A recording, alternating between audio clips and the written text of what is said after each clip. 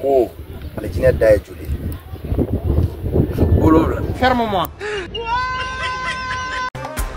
Voilà, aw bɛɛ lajɛlen ni wula an ka émission kɛnɛ man nin kan n'o ye Barawuli kɛnɛ kan kow ye bi wula n'an bɛ quartier 51 la an y'an sen na yala donc an n'an ka invité bi yan karamɔgɔkɛ tɔgɔ ni jamu. Ne tɔgɔ karamɔgɔ Jalo.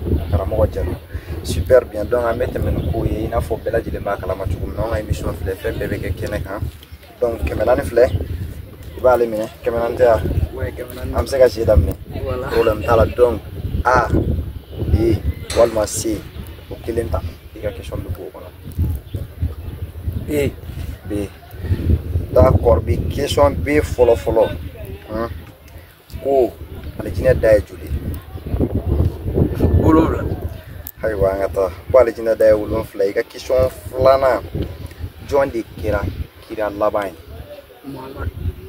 Muhamadu d'accord i ka question laban k'i ka suratul fatiha fɔ. Bismillahirrahmanirrahim. Alhamdulillahi rabbil alamin arrahmanir rahim maliki yawmiddin iyyaka na'budu wa iyyaka nasta'in ihdinas siratal mustaqim siratal ladzina an'amta alaihim ghayril maghdubi alaihim waladdallin. Voilà, i ka question dana o saba la nka i ye fila sɔrɔ ka kelen jɛ.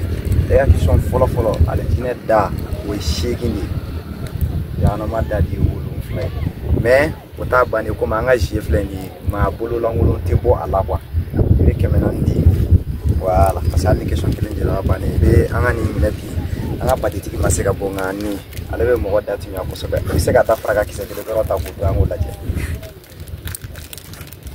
voilà aw cogo di. Voilà, merci bien tiɲɛna i ka wulikajɔ diyara n ye kosɛbɛ parce que ale y'an contacté depuis wagati jan mais an n'a kuma se ka ɲɔgɔn sɔrɔ mais a bɛnna ni question minnu ye tiɲɛna a bɛ mɔgɔ ɲagami dɔɔnin mais ça va quoi i ma merci bien ni baraji.